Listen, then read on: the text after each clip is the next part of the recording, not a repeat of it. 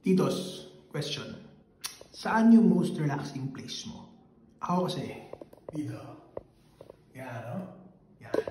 The CR, pare. This is the most relaxing place you could ever be. Ito yung sobrang peaceful. Yung talagang relax ka lang. It's just you, no? It's just you, your sounds, no? Your tae, your gadget, kung anong gadget meron ka, di ba? Sobrang echoey pa, no? You can talk to yourself, man.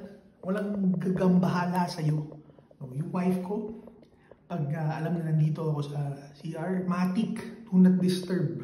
Boom, hanggang sa matapos na ako. Diba?